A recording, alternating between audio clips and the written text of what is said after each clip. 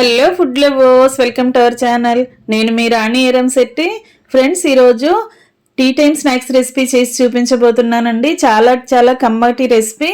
చిన్నపిల్లలు, పెద్దవారు అందరూ కూడా ఎంజాయ్ చేస్తూ ఇష్టంగా తినొచ్చు. ఆ ప్రాసెస్ అంతా చూద్దాం. వీడియోని ఫస్ట్ నుంచి లాస్ట్ వరకు చూడండి. మధ్య మధ్యలో స్కిప్ చేయకుండా చూడండి.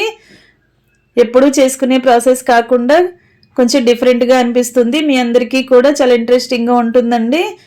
వీడియోని స్కిప్ చేయకుండా చూడండి. అలాగే ఛానల్ని ఫస్ట్ టైం వాచ్ చేసిన వారు సబ్స్క్రైబ్ చేసుకుని పక్కనే ఉన్న బెల్ బటన్ క్లిక్ చేయండి. నేను పెట్టబోయే రెసిపీస్ అన్ని డైలీ మీ ఫోన్కి నోటిఫికేషన్కి వస్తే ఓపెన్ చేసి చూడండి. మీకు నచ్చిన రెసిపీస్ని కుక్ చేసి ఫ్యామిలీకి సర్వ్ చేయండి. అన్నీ మన ఇంట్లో ఉన్న ఇంగ్రీడియంట్స్తోనే సింపుల్గా టేస్టీగా స్నాక్స్ అనేవి చేసి చూపిస్తాను. అవి మీ అందరికీ నచ్చుతాయి. అలాగే ఛానల్ని సబ్స్క్రైబ్ చేసుకోవటం మాత్రం మర్చిపోకండి. ఇంకా వీడియోలోకి వెళ్ళిపోదాం. ముందుగా ఒక మిక్సింగ్ బౌల్ తీసుకుని దానిలోకి 1 కప్పు నిండా మైదా పిండి తీసుకుని వేసుకోండి. అలాగే టేస్ట్కి సరిపడా సాల్ట్ వేసుకుని 2 టేబుల్ స్పూన్లు ఆయిల్ వేసుకోండి. ఈ సాల్ట్ ఆయిల్ కూడా పిండికి బాగా పట్టించండి. పిండిని బాగా రఫ్ చేస్తున్నట్లుగా కలిపినట్లయితే ఆయిల్ అంతా కూడా పిండికి బాగా పడుతుంది. మనం పిండిని ఇలా ముద్దలాగా చేస్తే గట్టిగా పొడి పొడిలాడుతూ రాకుండా కొంచెం ముద్దలాగా రావాలి. అలా రాలేదు అంటే ఇంకొంచెం ఆయిల్ని అప్లై చేసి ఆయిల్ మొత్తం పిండికి పట్టించి కొంచెం కొంచెంగా వాటర్ పోసుకుంటూ పిండిని ఇలా పూరీ పిండిలాగా రెడీ చేయండి. ఈ పిండిని 1 గంట పాటు నానబెట్టుకుందాం. గిన్నెకు మూత పెట్టుకుని గిన్నెను పక్కన పెట్టుకోండి. ఇప్పుడు నెక్స్ట్ ప్రాసెస్ అనేది చేద్దాం. పిండి నానేలోపుగా మనం కర్రీ ప్రిపేర్ చేసుకుందాం. దానికి పచ్చి బఠానీలు తీసుకోండి. గ్రీన్ పీస్ ఉంటాయి కదా, అవి తీసుకోండి. అలాగే సన్నగా తరిగిన బంగాళదుంప ముక్కలు తీసుకోండి. సన్నగా తరిగిన టొమాటో ముక్కలు కూడా తీసుకోండి. అలాగే సన్నగా తరిగిన క్యారెట్ ముక్కలు కూడా కొన్ని తీసుకోండి. తర్వాత సన్నగా తరిగిన ఉల్లిపాయ ముక్కలు, పచ్చిమిర్చి ముక్కలు కూడా తీసుకోండి. అలాగే సన్నగా తరిగిన క్యాప్సికమ్ ముక్కలండి, ఇవి కూడా తీసుకోండి. క్యాబేజ్ కూడా తీసుకోవచ్చండి. అలాగే కొత్తిమీర కూడా తీసుకుని అన్నీ రెడీ చేసి పెట్టుకోండి. కుకింగ్ స్టార్ట్ చేద్దాం. స్టవ్ ఆన్ చేసి కళాయి పెట్టుకోండి. 1 టేబుల్ స్పూన్ ఆయిల్ వేసుకుని ఆయిల్ కాగిన తర్వాత పచ్చిశనగపప్పు, ఆవాలు, జీలకర్ర వేసుకోండి. కొన్ని కరివేపాకులు కూడా వేసుకుని ఇవి బాగా ఫ్రై అయిన తర్వాత మనం ముందుగా కట్ చేసి పెట్టుకున్న వెజిటబుల్ ముక్కల్ని పీసెస్ని యాడ్ చేసుకుందాం. ముందుగా ఆనియన్స్ని, పచ్చిమిర్చిని వేసుకోండి. వీటిని కొంచెం సేపు బాగా ఆయిల్లో ఫ్రై చేయండి. ఆనియన్స్, పచ్చిమిర్చి అనేవి బాగా మగ్గాలి. ఇలా గరిటెతో కలుపుకుంటూ ఫ్రై చేయండి. బాగా మగ్గిన తర్వాత క్యారెట్ ముక్కలు, అలాగే క్యాప్సికమ్ ముక్కలు, బంగాళదుంప ముక్కలు కూడా వేసుకోండి. ఇవి 3 వేసుకున్నాం కదా, ఇప్పుడు గరిటెతో బాగా కలపండి. ఇవన్నీ కూడా ఆనియన్స్తో పాటు ఆయిల్లో బాగా మగ్గించండి.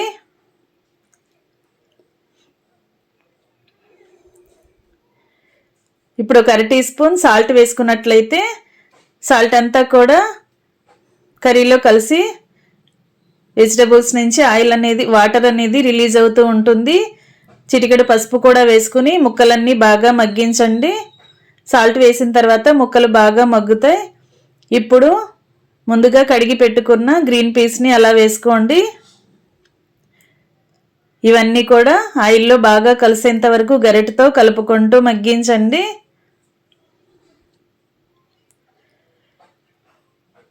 బంగాళదుంప ముక్కలు, అలాగే క్యారెట్ ముక్కలు మగ్గటానికి కొంచెం టైం అనేది తీసుకుంటుంది కదా, మూత పెట్టుకుని 2 నిమిషాలు బాగా మగ్గించండి.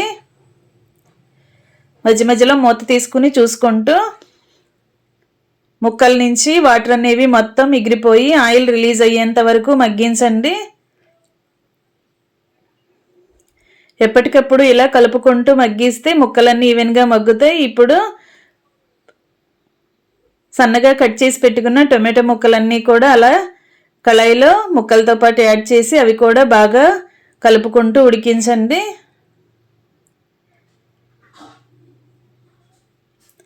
టొమాటో వేసిన తర్వాత కర్రీ అనేది బాగా సాఫ్ట్గా మొత్తం అంతా కూడా మగ్గుతుంది. ఈ టొమాటోలు కూడా సాఫ్ట్గా అయ్యేంత వరకు బాగా మగ్గించండి. ఇప్పుడు 1 టేబుల్ స్పూన్ మిరియాల పొడి వేసుకుని 1/2 టేబుల్ స్పూన్ టొమాటో సాస్ వేసుకోండి.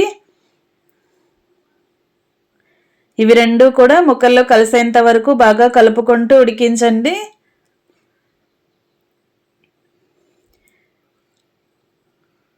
టొమాటో సాస్ అంతా కూడా ముక్కలకి బాగా పట్టాలి, అలాగే మిరియాల పొడి కూడా బాగా పట్టాలి. 2 నిమిషాలు మూత పెట్టి బాగా ఉడికించండి.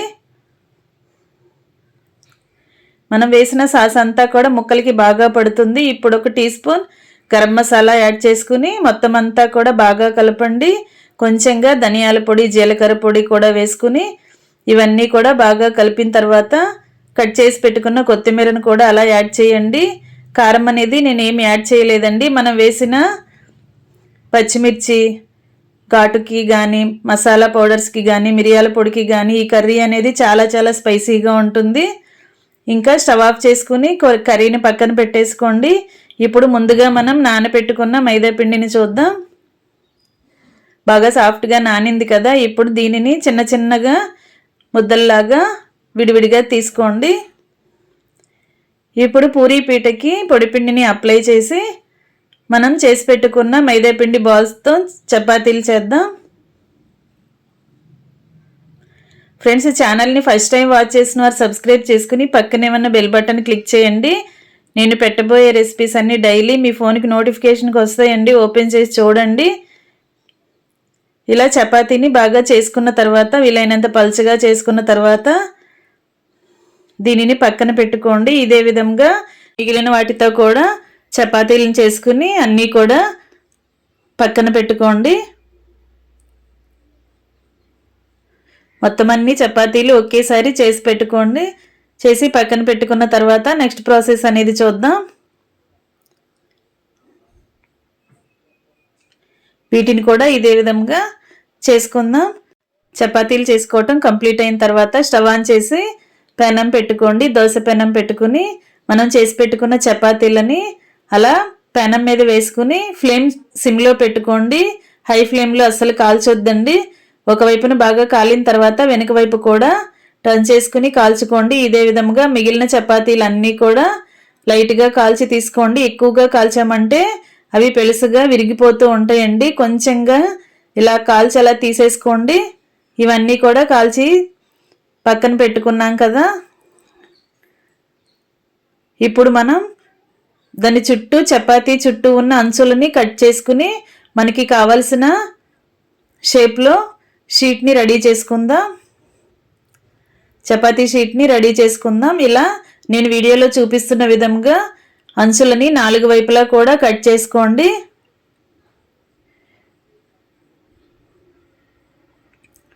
మనం కట్ చేసి పెట్టుకున్న మిగిలిన ముక్కల్ని పక్కన పెట్టుకోండి. తర్వాత వాటిని చూద్దాం.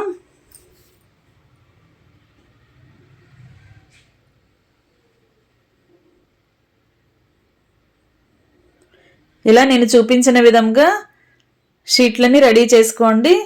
మనం ఎన్ని చపాతీలు చేసుకున్నా కూడా ఇదే విధంగా చేసి పెట్టుకోండి. మొత్తం అన్నీ ఒకేసారి కట్ చేసి పక్కన పెట్టుకోండి.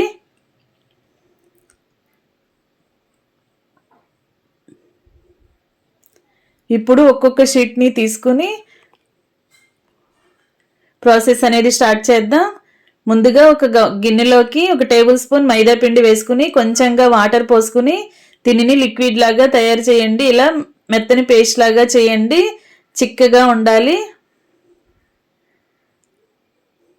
మరి ఎక్కువగా వాటర్ పోయకుండా ఇలా కొంచెంగా మాత్రమే పోసుకుని మైదా పిండి పేస్ట్ని రెడీ చేసి గిన్నె పక్కన పెట్టుకోండి. ఇప్పుడు మనం ముందుగా ఉడికించి పెట్టుకున్న కర్రీ ఉంది కదా, దానిని ఒక బౌల్లోకి తీసుకోండి. ఈ కర్రీ అంతా కూడా ఇలా గిన్నెలోకి తీసుకుని గిన్నె కూడా పక్కన పెట్టుకుందాం.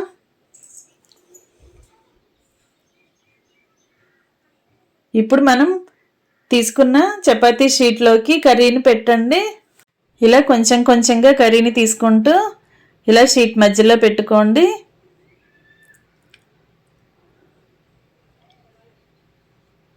దీనిని మధ్యలో కరెక్ట్గా సెట్ చేసుకుందాం. ఇలా చపాతీకి కరెక్ట్గా మధ్యలోకి వచ్చినట్లయితే మనం నెక్స్ట్ ప్రాసెస్ అనేది ఈజీగా చేసుకోగలుగుతాం.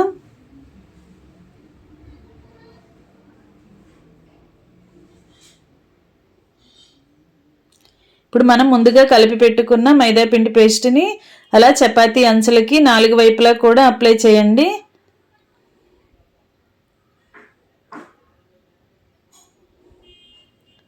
ఇలా కొంచెం కొంచెంగా స్పూన్తో తీసుకుంటూ ఇలా 4 మూలలకి 4 సైడ్స్కి అంటించి తర్వాత నెక్స్ట్ ప్రాసెస్ చేద్దాం. ఇప్పుడు కిందున్న అంచుని చపాతీ కర్రీ మీదకి అంటించి పైనున్న అంచుని కూడా అలా ఫోల్డ్ చేసుకోండి. ఇలా 2 అంచుల్ని కూడా మధ్యలోకి ఫోల్డ్ చేసుకోండి. ఇలా నేను చూపించిన విధంగా చేసుకోండి. సమోసా చేసుకునే ప్రాసెస్ కన్నా కూడా ఇది చాలా చాలా ఈజీ అండి. ఈ ప్రాసెస్తో సింపుల్గా మనం స్నాక్స్ అనేవి ప్రిపేర్ చేసుకోవచ్చు. ఈ విధంగా 2 వైపులా కూడా అంచుల్ని మొత్తం పిండితో క్లోజ్ చేసుకోండి. ఈ అంచులు అనేవి ఓపెన్ అవ్వకుండా గట్టిగా నొక్కుని వీటిని రెడీ అయిన తర్వాత ఒక ప్లేట్లోకి పెట్టుకుందాం. ఇదే విధముగా మిగిలిన షీట్స్ అన్నీ కూడా ఇలా కర్రీతో స్టఫ్ చేసుకుని అంచులని మడత పెట్టుకుని అన్నీ కూడా ఇదే ప్రాసెస్తో చేసి పెట్టుకోండి. ఫ్రెండ్స్, చిన్నపిల్లలే కాదండి, ఈ స్నాక్స్ అనేవి పెద్దవారు కూడా చక్కగా ఇష్టంగా తినొచ్చు. మనం వెజిటబుల్స్ అన్నీ వాడాం కదా కర్రీలో, చాలా చాలా హెల్దీ అండి. టేస్ట్ కూడా చాలా చాలా బాగుంటుంది. మనం తింటున్నప్పుడు క్యారెట్ ముక్కలు కానీ, క్యాప్సికమ్ ముక్కలు కానీ, టొమాటో ముక్కలు కానీ, అలాగే గ్రీన్ పీస్ కానీ, పచ్చిమిర్చి కానీ అవన్నీ కూడా మనం స్నాక్స్ని తింటున్నప్పుడు ఆ ముక్కలన్నీ కూడా మన పంటికి తగులుతూ టేస్ట్ అనేది చాలా చాలా బాగుంటుంది. మీ అందరూ కూడా ఖచ్చితంగా ఈ ప్రాసెస్తో ఈ స్నాక్స్ అనేవి ప్రిపేర్ చేసి పిల్లలకి సర్వ్ చేయండి. ఇలా అంచులని ఓపెన్ అవ్వకుండా మొత్తం అంతా కూడా పిండితో అంటిస్తూ స్నాక్స్ అనేవి కంప్లీట్ చేసి ప్లేట్లో పెట్టుకోండి.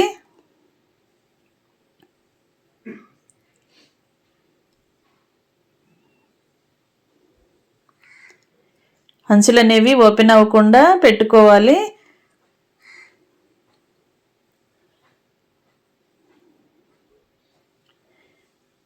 ఇదే విధంగా మిగిలిన షీట్లన్నీ కూడా కర్రీతో ఫిల్ చేసుకుని అన్నీ కూడా కంప్లీట్ చేసి ఒక ప్లేట్లో పెట్టండి. తర్వాత నెక్స్ట్ ప్రాసెస్ అనేది చూద్దాం. మనం ఎన్ని షీట్లు కాల్చుకుంటే అన్ని షీట్లు కూడా ఇదే విధంగా రెడీ చేసి ప్లేట్లో పెట్టుకోండి.